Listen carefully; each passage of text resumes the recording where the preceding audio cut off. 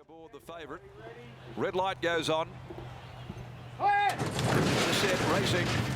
Pink and grey out pretty well, but Zeeble showing dazzling speed once again is going to lead them through the first 150 over City Chant. Ebony Magi, Three Secrets is up there as well from Gillespie. Then Nero Dio back to midfield from Creative Hero, Friars Fantasia.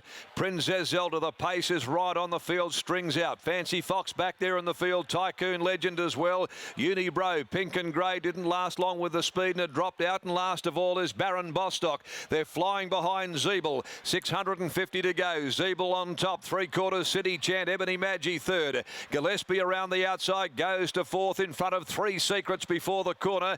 Creative Hero down near the inside, and now Turner starts to work the favourite to the outside of them. Nero Dio coming into the home corner from Friars Fantasia. Tycoon Legend, Princess Zelda. Zeeble though with a kick shook them off at the 275. 2 lengths clear. Ebony Magi and City Chant. Gillespie, Nero Dio. Ebony Magi comes at Zeeble. It's Zeeble with 150 to go, but Ebony Magi collars it. It's Ebony Magi, Zeeble. Further back, Princess Zelda, Friars Fantasia. Ebony Magi, though, under vigorous riding, too good. And Ebony Magi won from Zeeble. Not sure about third. They were queuing up like the charge of the Light Brigade behind them. Baron Bostock, Three Secrets, Gillespie, Friars Fantasia, and also throw into the mix Princess Zelda. Nero Dio behind those. Fancy Fox, followed then by Creative Hero, City Chant, Pink and Grey, Tycoon Legend, and Unibro had finished tailed off.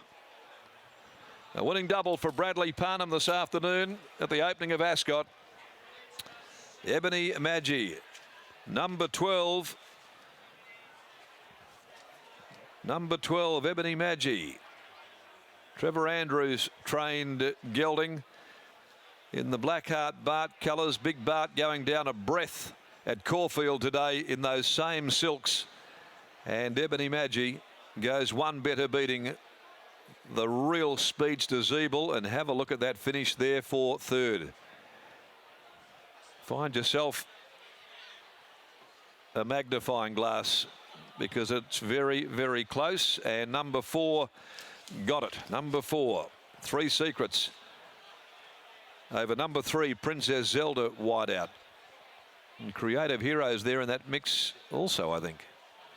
Not far away, but there were plenty of them. 1:12.28 is the time, and the margins are a length by 3/4. Ebony Magi goes back to back off that first up win at Northern by Blackfriars out of Boleyn Magic for Bruce and Brett Renner. PJ Adams, J. O'Malley, Ms. S.K. Gale. Trevor Andrews prepares, misses out here, of course, with his good filly, Miss West Coast, who unfortunately doesn't go to the Classic today. There she sustained a little hoof abscess in the last couple of days, and she'll be given a rest this weekend. But Andrews stable there, producer winner all the same, and hunted down the flying Zeeble with that great battle there for third placing. It's 12:14.43. Next today, the running of the Crown Courtyard Handicap at 3:45 over 1400. Number 9, Tomasa, is the scratching there. Let's go down. Brittany Taylor joining Trevor Andrews at the moment too. We'll get quickly an update on Miss West Coast as well, the smart filly that Trevor trains. And also a quick overview of Ebony Magi, who goes 2 for 2 this campaign. And great to see the Blackheart Bart Silks in the winners list once again at Ascot, Britt. Yeah, absolutely. We were all cheering home Blackheart Bart a little earlier. Unfortunately, wasn't quite able to do it, but the colours salute here with Ebony Magi. I've got Trevor Andrews with me now. Trevor, you haven't had this horse for overly long. What have you been able to learn about it in the time that you have had it? He's pretty straightforward. He come down from Ronnie Cowes at Geraldton, received him in really good order. He trialled super. His win at Northern was good. There was an easier race on Wednesday, but I just said to the owners, I'll enter him for today, and if he draws good, we'll run. And he drew barrier 1, and Jade opted to ride the top weight, so we booked Brad Parnham. I just said to Brad, just see if you can hold leaders back, and if you do, he probably should run well. So he gave him a beautiful ride. The horse has got a bit of upside. I think he's probably going to be better suited over a bit of a longer trip, 14 to a mile. He's a really big Blackfriars horse.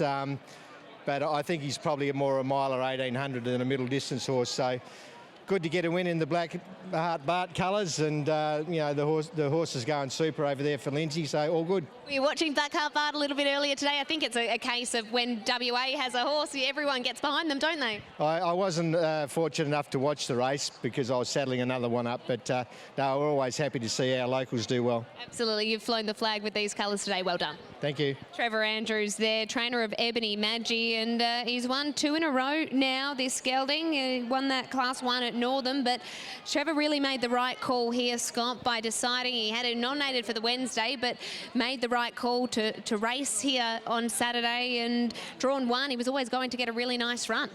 Not to mention that the trial was very good too. Britt put the writing on the wall. I'll grab Brad Parnham for a bit of a chat now. Brad looked as though he sprung the gates really nicely and landed into a perfect position. Yeah, it was the spot we wanted to be in. You know, we're following a good one and had a pretty cheap run early, so I was full of confidence coming into the top of the straight, and it was good enough to finish the job. He's a big lumbering animal. Does he know what it's all about yet, or has he still got a little bit of improvement in his legs? Yeah, I definitely think there's still improvement. It's still got a little bit lost once it hit the front, but yeah, it's got a bit of scope, and I think it will go on with it. Do you think he can improve again when they step him out over a little bit further? I know they stepped him out to, say, a mile in Geraldton, but Trevor reckons he'll get that far as well? Yeah, I think so. Yeah, probably as the prep goes on, he'd work towards a distance like that. Congratulations, Brad. Well done. Yeah, thank you.